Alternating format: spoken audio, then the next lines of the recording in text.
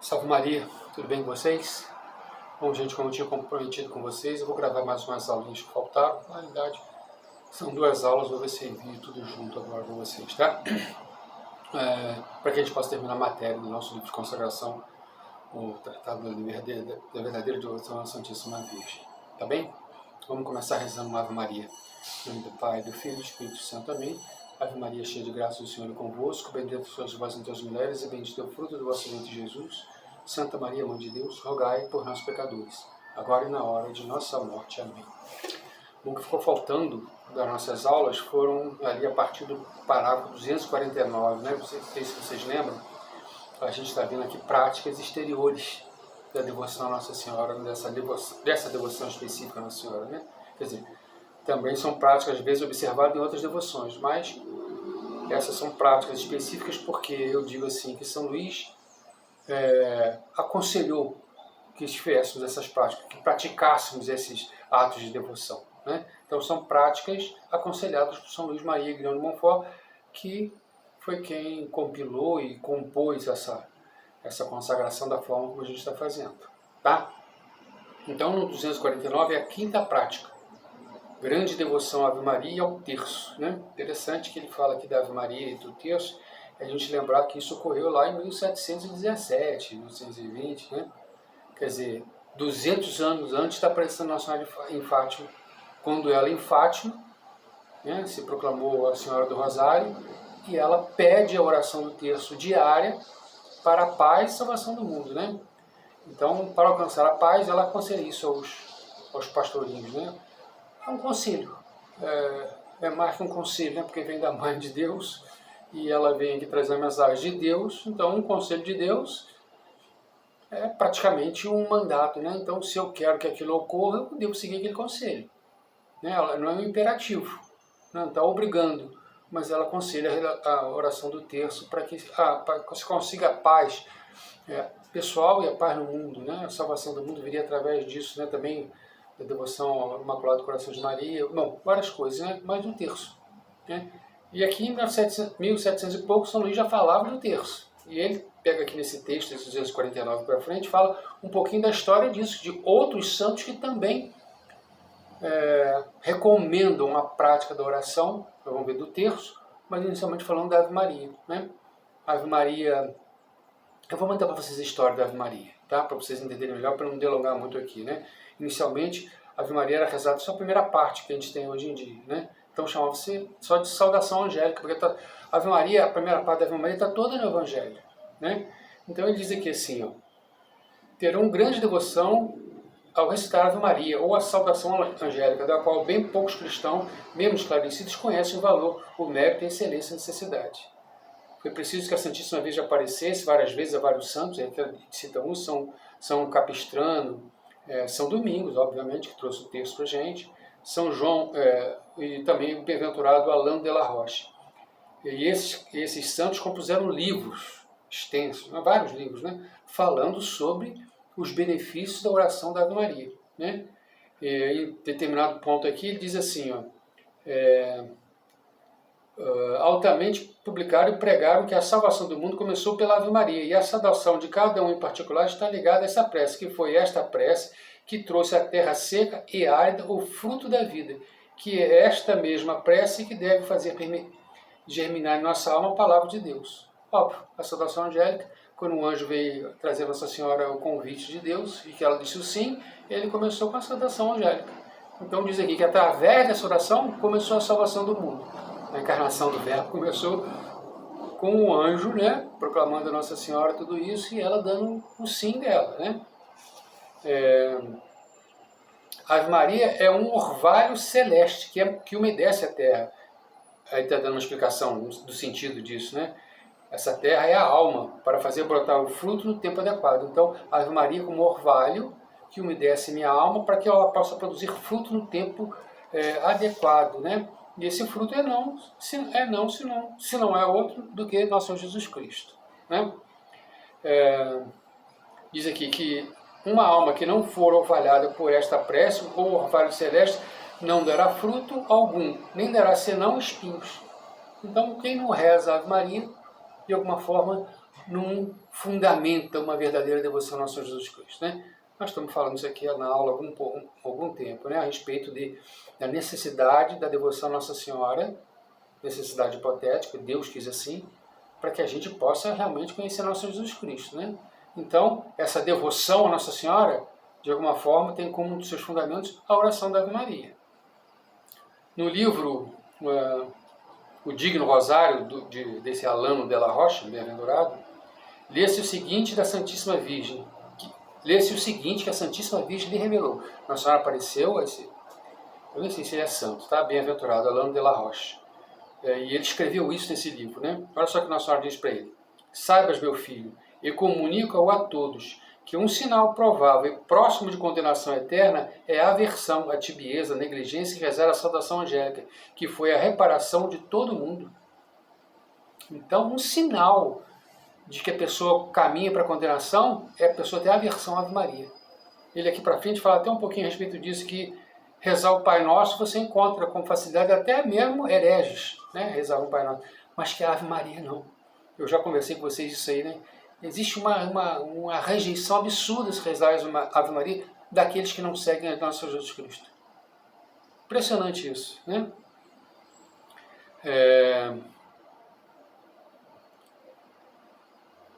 Pois sempre se verificou que aqueles que trazem o sinal da condenação, como os hereges, os ímpios, os orgulhosos e os mundanos, odeiam e desprezam a Ave Maria.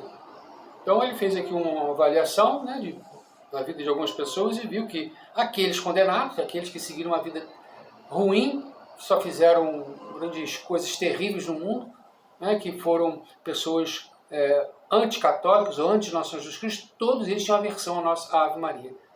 Então isso é um sinal claro. Se você chamar alguém para rezar a Ave Maria, a pessoa não quiser rezar a Ave Maria de jeito de maneira, cuidado. Se a pessoa está solícita a rezar a Ave Maria, ótimo, é um caminho de salvação. Os hereges ainda aprendem e recitam o Pai Nosso, né? Mas abominam a Ave Maria, como ele está falando aqui, né?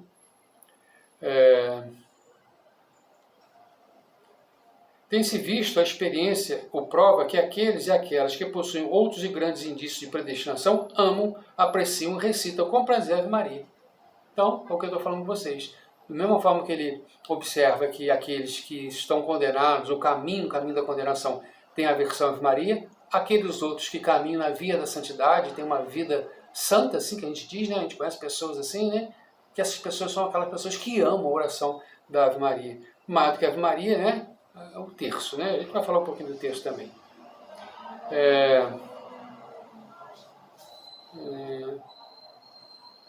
Não sei como isto acontece nem porquê, entretanto é verdade, e não conheço o melhor segredo para verificar se uma pessoa é de Deus do que examinar se gosta ou não de rezar a Ave Maria e o terço.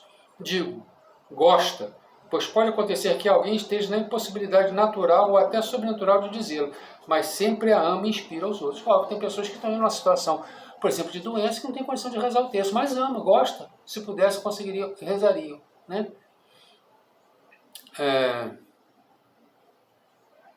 A saudação mais perfeita que podeis fazer a Maria, pois é a saudação que o Altíssimo indicou a um arcanjo, para ganhar o coração da Virgem Maria de Nazaré, é a Ave Maria. Então, Nosso Senhor, né, Deus, né, indicou ao arcanjo essa saudação para que ele pudesse vir a Nossa Senhora e convencer de alguma forma a Nossa Senhora a dizer o sim. Tão poderosas foram aquelas palavras da saudação angélica, a primeira parte da Ave Maria, né? Aquelas palavras, pelo encanto secreto que contém, que Maria deu seu pleno consentimento para a encarnação do Verbo, embora relutassem em sua profunda humildade. É por essa saudação que também vós ganhareis infalivelmente seu coração, contando que digais como deveis, né? Então, contanto que você reze de uma forma como a igreja prescreve, né? Que se deve fazer oração, né? Então, olha só o que ele está falando. A oração é tão poderosa que ganhou de Nossa Senhora o sim, embora ela tivesse algum receio de como aquilo tudo ia acontecer. De repente, uma coisa tão grande assim, ela se achava muito pequena diante daquele mistério todo, né? Então, embora ela relutasse um pouco com relação a isso, mas é a humildade, né? Eu, tão humilde, você é mãe de Deus, mas a oração é tão encantadora que a convenceu e ela disse o sim, né? A Ave Maria rezada com devoção, olha só como deve ser rezada, com devoção, atenção e modéstia. Aqui vai um conselho. Eu estou rezando o texto, minha cabeça foge, às vezes vai para outros pensamentos. Na hora que eu percebi que vai para outro pensamento, eu trago ela de volta, tudo bem. É uma contingência do ser humano. Né? Não quer dizer que eu tenho que rezar tudo de novo.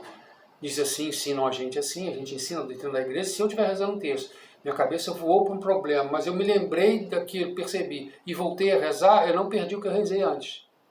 Agora, se eu passei, esqueci, foi para lá e depois nem me lembrei que eu estava rezando o texto, aí não valeu aquele texto. Mas se a minha cabeça ficou indo e voltando, eu trabalhando ela para ela voltar para prestar atenção ali, valeu o terço, tá? Atenção, eu tenho que estar sabendo o que eu estou rezando, né? E tem que estar focado naquilo. Por isso que é bom rezar num lugar especial, um lugar tranquilo, onde não tem ninguém te incomodando. Eu sei, às vezes é impossível, né? A gente tenta rezar da melhor forma possível. E a gente tenta, né? Eu já falei para vocês, existe um texto com nota 1 e tem um texto com nota 100. O pior dos textos é aquele que não foi rezado. Então, se eu rezei um texto, mas não deu para rezar muito direitinho, porque eu estava num ônibus, ainda assim, se eu conseguir rezar, ainda tem o seu valor, tá? Mas o bom, obviamente, no lugar reservado, perto de uma imagem de Nossa Senhora, né? No silêncio, você bem concentrado naquilo, já numa hora que você não tem muitos afazeres, esse é o melhor texto rezado. Se puder ser na frente do Santíssimo de joelho,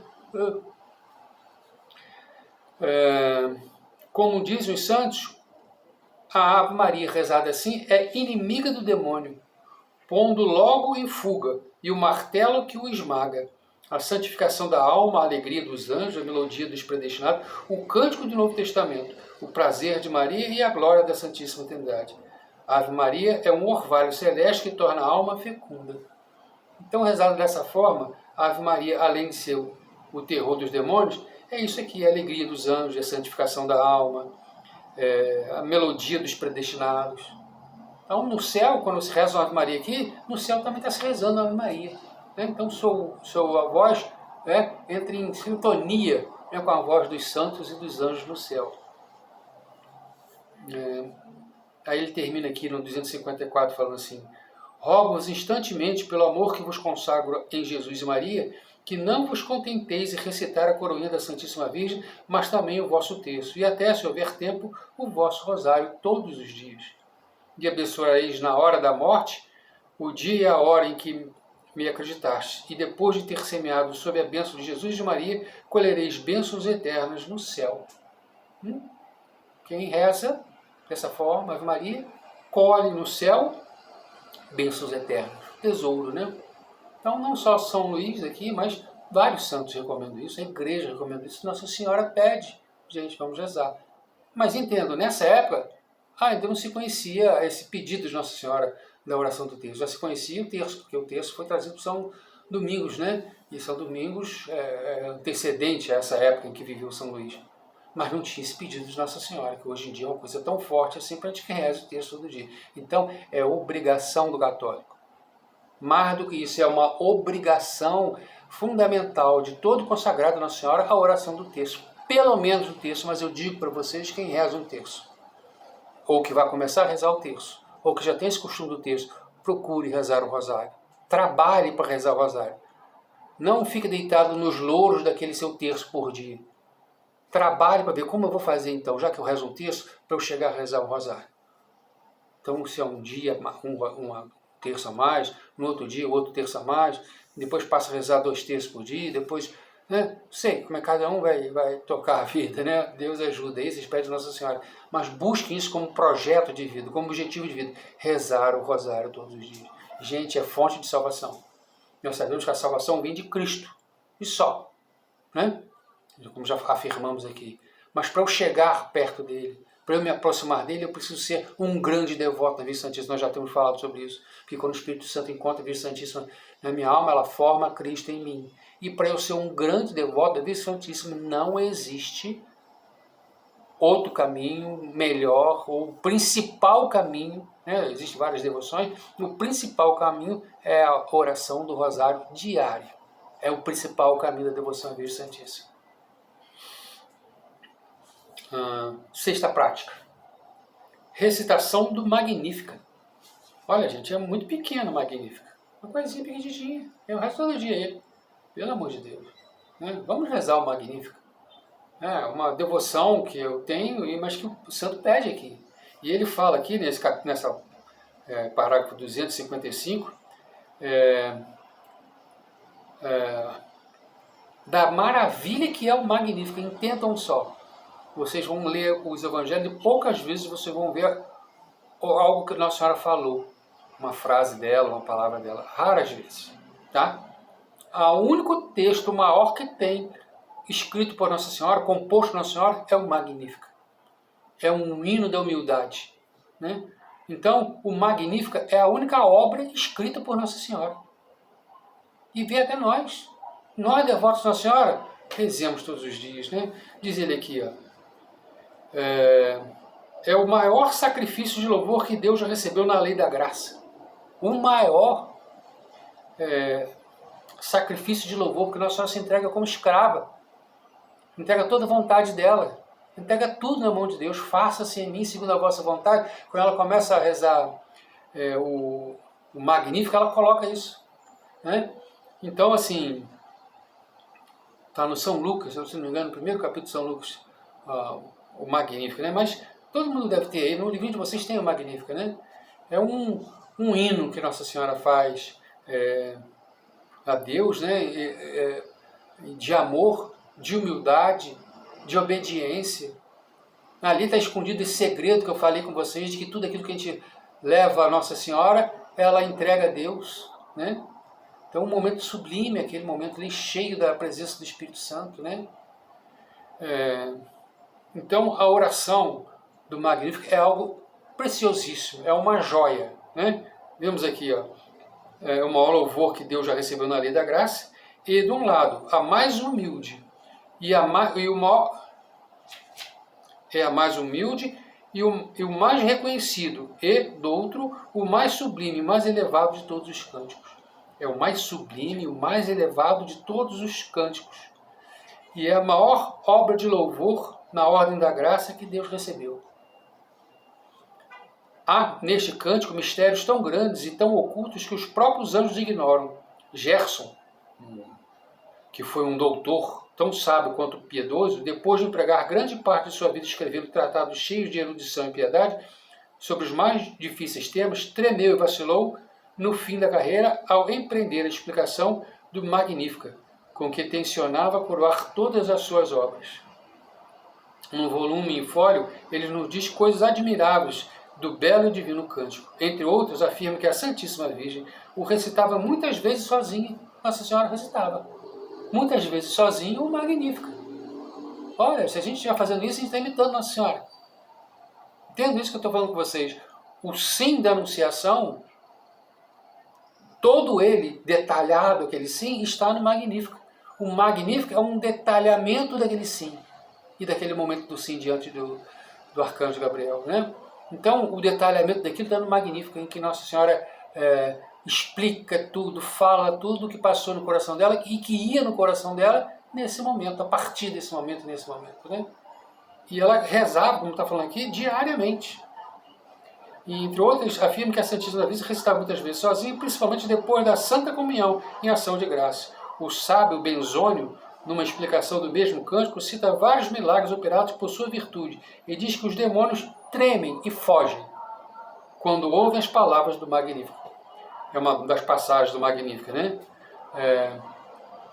Então, que é dedicada a isso, né? Então, até exorcístico é o Magnífico. Então, a oração do Magnífico, que são pequenas estrofes, poucas estrofes, né? É carregado de bênçãos muito grandes. Então, como prática externa de todo consagrado, São Luís também indica e recomenda a oração do Magnífico. Ele diz, rezemos, como quem convida, mas, assim, muito difícil. A gente imagina que essa era a oração que Nossa Senhora rezava e eu não vou rezar, sendo escravo dela, sendo devoto dela, não vou rezar a oração que ela rezava. A gente reza o Pai Nosso, foi Jesus que compôs, não rezamos? Então, o Magnífica está para Nossa Senhora como o Pai Nosso está para nosso Senhor Jesus Cristo. O Magnífica é esse hino de humildade de Nossa Senhora se entregando plenamente na mão de Deus. Né? Último, desprezo do mundo. fiéis servos de Maria devem desprezar, odiar e fugir ao mundo corrompido e servir-se das práticas de desprezo pelo mundo que assinalamos na primeira parte. Bom, vocês fizeram em 12 dias preliminares, né, buscando isso aí, né, se desprender daqueles apegos do mundo, né? E a gente falou bastante sobre isso, né? Como essas coisas do mundo puxam a gente para o mundo e impedem a gente de subir aos céus. Não é isso? A gente fica preso ao mundo como sapos, diz assim, né? Presos à terra, né? Como uma âncora que agarra a gente naqueles apegos, naquelas coisas do mundo. Se a gente despreza o mundo e as coisas mundanas, a gente se liberta para subir ao céu. Em pensamentos, em coração, em alma agora, né? E depois, no dia da nossa passagem, da nossa morte, se Deus quiser, subir a alma para o céu, né? Aqui a gente está pregando o nosso pensamento, né? As nossas orações, nossas intenções, nossos olhares voltados para o céu, né? A gente tem que viver assim, para que depois da nossa morte a nossa alma ser elevada ao céu, né? Então a gente precisa desprender do mundo, para que a gente possa voar para o céu, né? Voltar ao céu. Como eu falei com você naquela música lá do Dunga, né? Eu quero o céu, uma coisa assim qualquer, né? Então é isso que a gente quer. Então nossa alma tem que estar desprendida das coisas do mundo para que a gente possa buscar esse céu, né? Inicialmente, quando eu estou falando com vocês, em pensamento, em coração, no nosso sentimento, com as nossas devoções, para que um dia a nossa alma possa realmente estar habitando o céu. Tá bom? Termino aqui essa parte, esse capítulo que ele fala das devoções exteriores. Já falei para vocês de repente vão encontrar outras que vocês acham que vão agregar a vida de vocês consagrados. Talvez algumas daqui vocês não se identifiquem tanto, né? Mas é importante que a gente tenha a ideia de como São Luís vivia a consagração dele, né? Porque foi ele que instituiu essa consagração, e para que a gente possa ter aquilo ali como um rumo, né? Então, se eu vou colocar alguma coisa a mais, maravilha. Alguma outra coisa aqui, tudo bem. Mas vamos lá. A oração do Rosário, o texto do Rosário, o Magnífico, são coisas muito simples de fazer e que todo católico deveria fazer, né? Então, busquemos assim, né? Algumas coisas ali a gente tem que estar fazendo, né? Vocês já vão estar usando a correntinha, né? Já vão ter feito a consagração, né? Eu já falei com vocês do dia 25 de março, né? A renovação da consagração de vocês anualmente. Isso são tudo práticas que vão deixando viva a nossa consagração, para a gente não esqueça dela. Tá bem? Eu vou gravar depois uma outra aula falando da parte final aqui do nosso livro. Salve Maria!